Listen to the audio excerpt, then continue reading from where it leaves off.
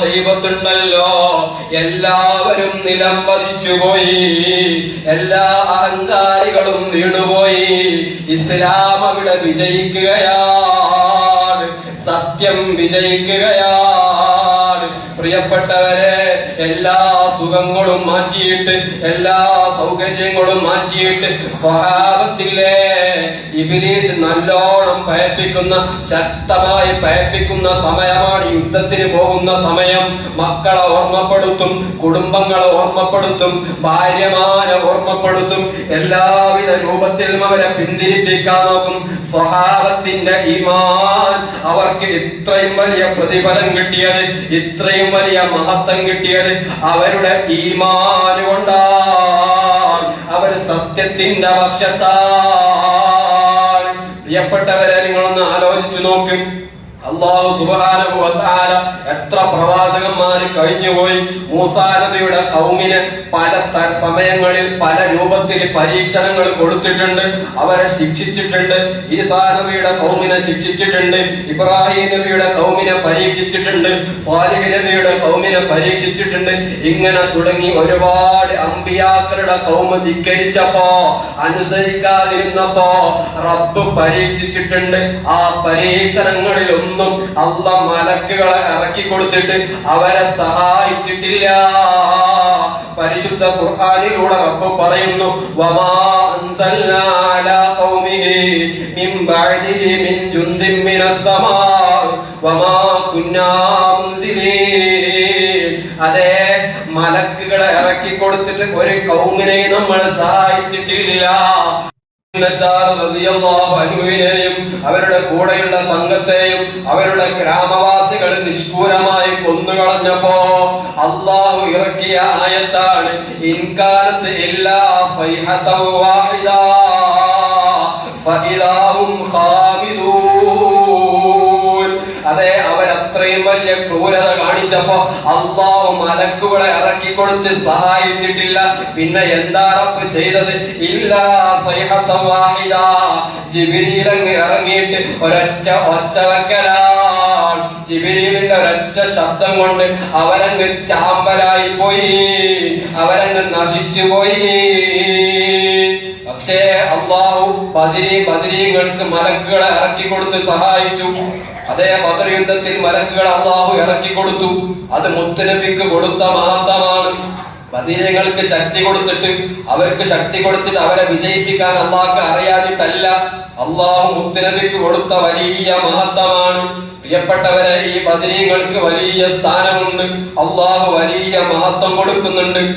നിങ്ങളൊന്ന് ചിന്തിച്ചു നോക്ക്.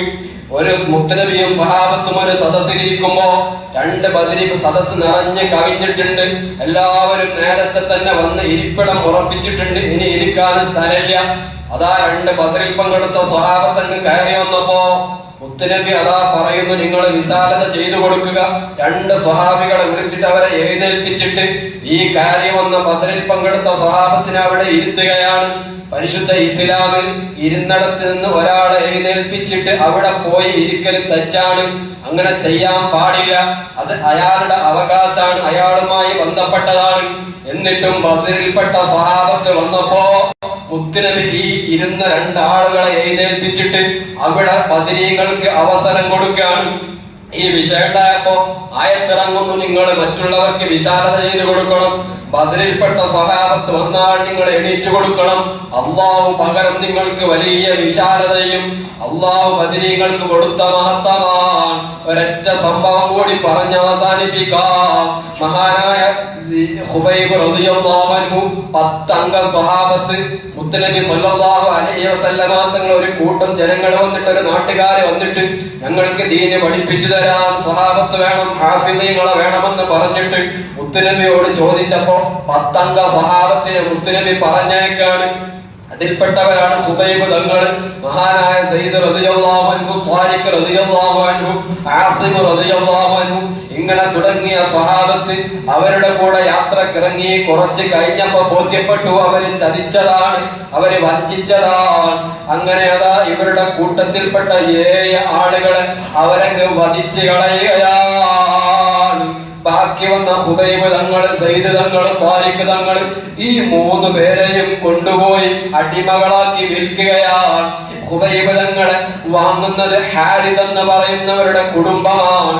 ഈ ഹാരിസ് എന്ന് പറഞ്ഞവരെ ഹുബൈബ് തങ്ങൾ ബദർ യുദ്ധത്തിൽ വെച്ച് വധിച്ചതാണ്, നിഷ്ഠൂരമായി കൊലപ്പെടുത്തിയതാണ്. ബദർ യുദ്ധത്തിൽ ഹുബൈബ് തങ്ങൾ കൊലപ്പെടുത്തിയതാണ്. അതിന്റെ വൈരാഗ്യം കൊണ്ട് ഹുബൈബ് തങ്ങളെ അടിമയായി കൊണ്ടുവന്നപ്പോ ഹാരിസിന്റെ കുടുംബം വന്ന് കൊണ്ടുപോവുകയാണ്. കൊണ്ടുപോയിട്ട് ജയിലിലടച്ചിട്ട് ഒരുപാട് പരീക്ഷണങ്ങൾ കൊടുത്തു, ഒരുപാട് തങ്ങളെ തൂക്കിലേറ്റുന്ന ദിവസം ഹുബൈബ് തങ്ങളോട് അവർ പറഞ്ഞു, ഹുബൈബേ, നിനക്ക് മാറാൻ അവസരമുണ്ട്, ഇപ്പൊ മാറണമെങ്കിൽ മാറാം. നീ നിന്റെ സ്ഥാനത്ത് മുഹമ്മദ് നബിയാണ്, നീ നിന്റെ പകരം മുത്തുനബിയാണെന്ന് നിനക്കൊന്ന് ചിന്തിക്കാൻ പറ്റുമോ? എന്നാൽ നിനക്ക് ഞങ്ങളെ രക്ഷിക്കാം, നിനക്ക് അഭയം തരാം. ഹുബൈബ് തങ്ങൾ പറയുന്നു, പറ്റൂല. എന്റെ സ്ഥാനത്ത് മുത്തുനബി പോയിട്ട് എന്റെ മുത്തുനബി ഒരു കാലിലൊരു മുള്ളു തറക്കുന്നത് പോലും എനിക്ക് താങ്ങൂല, അങ്ങനെ ചിന്തിക്കാൻ എനിക്ക് സാധിക്കൂല.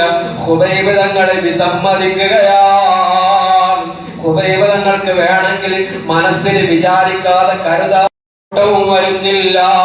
അതേ ഹുബൈബ് തങ്ങളെ കൈമരത്തിലേക്ക് കയറ്റാനിരിക്കുമ്പോ ഹുബൈബ് തങ്ങൾ പാട്ട് പാടുകയാണ്. വലസ്തു ബാലീന ഉഖ്താലു മുസ്ലിമാ അലാ അയ്യി ശിഖ്ഖിൻ കാന ലില്ലാഹി മസ്റഈ.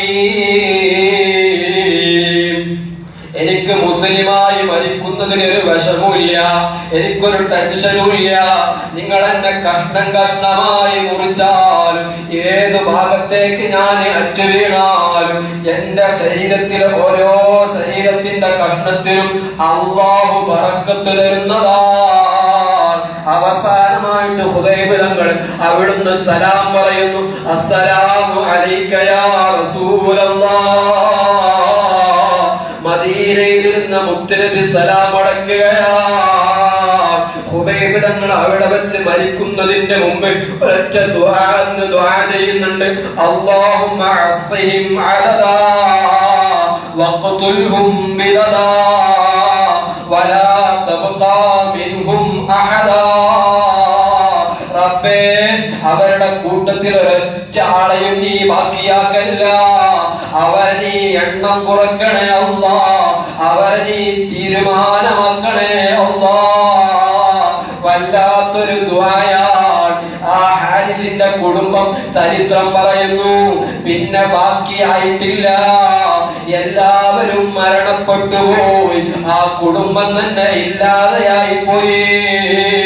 ഹുബൈബ് തങ്ങൾ ബദറിൽ പങ്കെടുത്ത സ്വഹാബിയാണ്, അല്ലാഹ് കൊടുത്ത മഹത്വമാണ്. ഹുബൈബ് തങ്ങൾ കൈമരത്തിന് കിടക്കുകയാണ്. 2-3 ദിവസം കഴിഞ്ഞു. പട്ടാളക്കാര് കാവലിരിക്കുന്നുണ്ട്.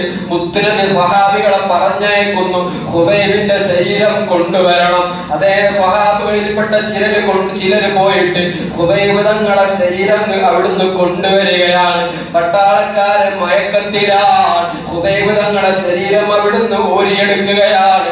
ആ ശരീരത്തിനൊരു ബുദ്ധിമുട്ടുമില്ല, ഒരു മാറ്റവും വന്നിട്ടില്ല, നല്ല സുഗന്ധമാണ്. ഹുബൈബ് തങ്ങളങ്ങ് കൊണ്ടുപോയി കുറച്ചകലെത്തിയപ്പോ ഈ കിടന്നുറങ്ങുന്ന പട്ടാളക്കാരുടെ തലവനങ്ങ് ഉണർന്നിട്ട് എണീറ്റ് നോക്കിയപ്പോ കൈമരത്തിന് ഹുബൈബിനെ കാണുന്നില്ല. കൂടെയുള്ളവരെ വിളിച്ചു നിർത്തി, എവിടെ ഹുബൈബിനെ കാണുന്നില്ലല്ലോ. അതാ നോക്കുന്നു, ദൂരെ നിന്ന് കുറച്ച് കുതിരപ്പടകൾ ഓടുന്നത് കാണുന്നുണ്ട്. പിന്നാലെ കൂടിയപ്പോ അവര് പിടിക്കപ്പെടുമെന്ന് കരുതിയപ്പോ സ്വഹാബത്ത് ഹുബൈബ് തങ്ങളെ ശരീരം ആ മണൽക്കരയിലങ്ങ് വെക്കുമ്പോഴാണ് മണൽക്കരയിലങ്ങ് വെച്ച പാടെ തന്നെ ഭൂമി അങ്ങ് വിഴുങ്ങുകയാണ്. ശത്രുക്കൾക്ക് ആ ശരീരം കിട്ടിയില്ല. പ്രിയപ്പെട്ടവരെ, ബദറിൽ പങ്കെടുത്ത സ്വഹാബിയാണ് ഹുബൈബ് തങ്ങൾ. അല്ലാഹ് കൊടുത്ത മഹത്വമാണ്. ബദരീങ്ങൾക്ക് വലിയ മഹത്വമുണ്ട്. മുത്തുനബിയുടെ അടുത്ത് ജിബ്രീൽ വന്നിട്ട് ചോദിക്കുന്നുണ്ട്, നബിയേ, നിങ്ങളുടെ സ്വഹാബത്തിന്റെ കൂട്ടത്തിൽ ഏറ്റവും കൂടുതൽ സ്ഥാനമുള്ളവരാരാണ്? മുത്തുനബി പറയുന്നു, അത് ബദറിൽ പങ്കെടുത്ത സ്വഹാബികളാണ്. അപ്പൊ